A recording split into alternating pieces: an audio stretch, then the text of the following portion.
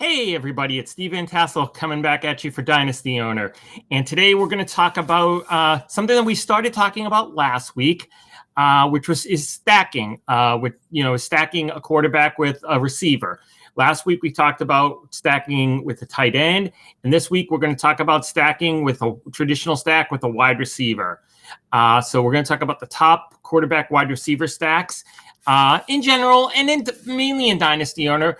And how they're different in Dynasty Owner than in a regular Dynasty League. And the main thing is, of course, Dynasty Owner has salaries, and those salaries are going to impact your ability to keep that stack together. In a regular Dynasty League, if you have a quarterback and a wide receiver on the same team and they stay on the same team, you can keep that stack for a long, long time until they become unproductive. But in Dynasty Owner, you're going to have a harder time keeping that stack together because of the salaries and the salary cap. As the player gets older, especially the quarterbacks, their salary gets higher if they continue to be productive. And that makes it cost prohibitive for someone to keep the same quarterback wide receiver stack. So that's what we're going to talk about today. We've got some graphics to show you. Make sure while you're at it, while we're going at the beginning, to like the video and would appreciate that. So without further ado, let's talk about some stacks, some wide receiver quarterback stacks. Okay. And so again, we'll talk about how stacking is in Dynasty Owner is different, and we went over this in the last video. So if you see that, we'll go back to it pretty quick. But in 2020, the winner was Victor, and Victor won the chase for the ring, and he did it with a stack of Patrick Mahomes, Travis Kelce, and Tyreek Hill, who scored 944.6 points. They were the quarterback 3, tight end 1, and wide receiver 2. And they only cost Victor 28% of his salary cap. So he had, after he paid them about $31 million, he's still about $80.5 million left. Flash forward to this year, and all of a sudden that stack is going to cost you $77 million. And you're going to have just over $50 million left. And that's over 60% of your salary cap. Admittedly, you'd have the quarterback 1, tight end 1, and wide receiver 1. But you'd only have $50 million left to put together a remaining team of at least 22 players, which is very difficult. So that's why, in general, stacking is much different in Dynasty Owner than a regular Dynasty Owner league. But now we're going to talk about, just now that we've talked about that, now we're going to just talk about, in general, the quarterback wide receiver stacks and find the top one from 2020. And no surprise, after seeing the graphic right ahead of us, we find that this was the top stack of 2020 for quarterback wide receivers. It was Patrick Mahomes and Tyreek Hill.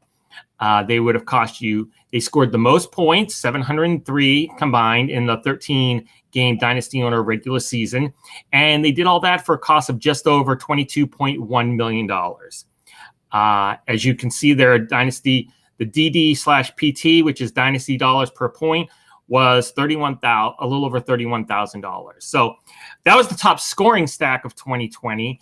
But what was the best value stack of 2020? And we'll find out in just a second. Patrick Mahomes is still here. And this time he's paired up with Mecole Hardman. So yes, Mahomes and Hardman together, they barely qualified. Hardman, you needed to qualify for this, you needed 100 points from the wide receiver, and Hardman had 102.6.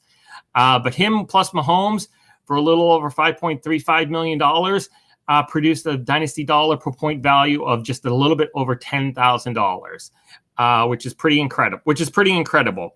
As we all know, the stack is going away. Mahomes is going to make $45 million this year in 2021, and that's going to make this stack not nearly as valuable. So what are some other top scoring quarterback wide receiver stacks besides all those ones with Patrick Mahomes? And a lot of these for 2020, they're also likely to be some of the top scoring stacks for 2021 because the players are staying together. Unlike the tight ends, where like 3 out of the top 6 had a quarterback or a tight end move on to a different team, most of the quarterback wide receiver stacks are intact. You have to drop down all the way to the eighth best one, which was DeAndre Hopkins and Will Fuller, to find a combination that's not together this year. So the other top scoring wide receiver quarterback stacks, one of them is Josh Allen and Stephon Diggs. No surprise. For just under $20 million, you got almost 600 Dynasty Owner fantasy points and a value of 32,942. You will note that that is just about the same as the value on Patrick Mahomes and Tyreek Hill. But the good part of this stack is that you can keep it next year in 2021 for the exact same salary. In 2022, that's going to go away. But in 2021, you can get Allen and Diggs for the same salaries as you did last year. And then another top scoring quarterback wide receiver stack is kind of a surprise. It's Josh Allen and Cole Beasley. If you compare, it's funny because they were cheaper. They were a better value than Allen and Diggs because Beasley had 176.7 Dynasty Owner fantasy points, which was only 44 less than Stephon Diggs. But he cost almost half as much. He cost $7.25 million, whereas Diggs was $14.4 million. And that gave you a value of $22,650 for this stack. But beware, while this could be one of the top scoring stacks of 2021, Beasley's threatening to retire and because of the league COVID protocols. So you have to keep an eye out for that as you draft, and beware if he does go ahead with that threat. So you got Josh Allen, no surprise at $5.3 million that he's one of the best stackable quarterbacks. Are there any others who are still going to be around as a team next year? And one here is Kyler Murray and DeAndre Hopkins. Now here we're looking at their 2021 salaries because for this stack, Hopkins' salary is going up. His salary is going up from $16 million to $27 million. And that's going to take down their value a little bit. But, I mean, projected for a little over $36 million a year, you're going to get 780.7 Dynasty Owner fantasy points and a value of about $46,000, which is pretty good.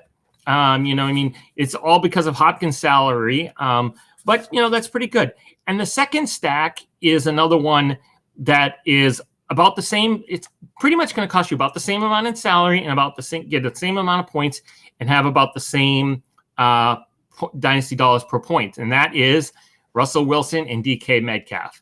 Now, in contrast, it's the reverse. Almost all of the salary here in this combo is going towards to pay Russell Wilson.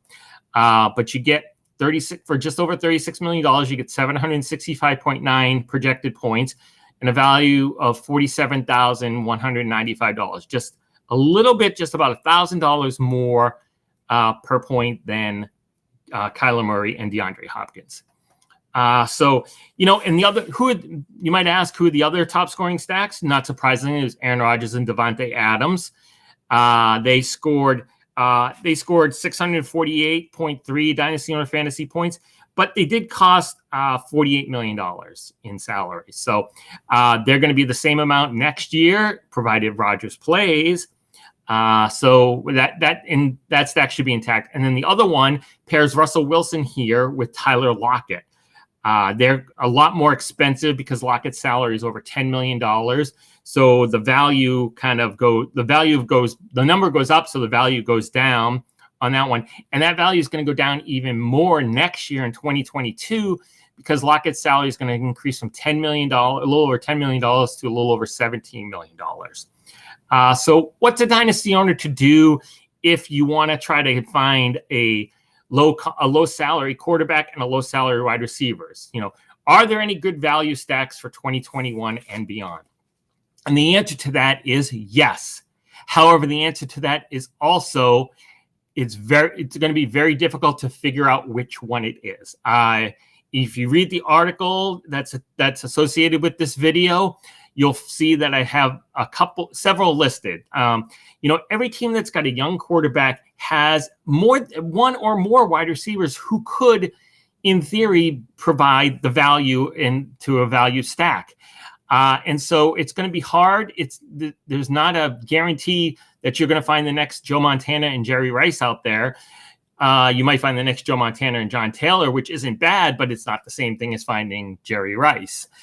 So it's going to be a question of which one of those players that's associated with those young quarterbacks, which of those wide receivers is going to provide the value. He's on a rookie contract or a second-year contract for not very much. Or is that rookie quarterback going to lean on a high-salary veteran? Like, is Zach Wilson going to lean on a Corey Davis?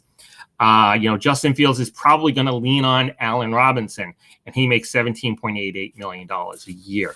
And then other teams, it could be, if Trey Lance is the starter, he might throw a lot to George Kittle, not surprisingly, but Kittle makes $15 million a year. Other ones, if you talk about some of the second-year quarterbacks, a lot of them seem to have a lot of options out there. Joe Burrow's got 3 guys he could throw. He could possibly be their wide receiver 1. Miami's got a ton of guys who could be their wide receiver 1. I mean, they've got at least 3 or 4 out there. And for the Eagles, Jalen Hurts is the lowest salary quarterback of the bunch, but his wide receivers weren't very good last year. They brought in Devontae Smith, the Heisman Trophy winner. So it could be him. It could be last year's number 1 pick, Jalen Reagor. It could be Dallas Goedert, which means you want a tight end stack. So there's a lot of choices here. And so it's hard. I think there are good values out there for 2020 and beyond. It's just hard to predict who is going to be that value. So which one are you going to want? So that's it. Thanks for watching the video. Please like the video. If you don't mind, that would be great. Please read the article that's associated with this video, which is posted on the Dynasty Owner page. And make sure you follow me on Twitter. I'm at SteveVT33. Make sure also that you follow Dynasty Owner on Twitter, that Dynasty_Owner. Thanks a lot. Appreciate you watching the video. Have a great day, and I'll see you again next week.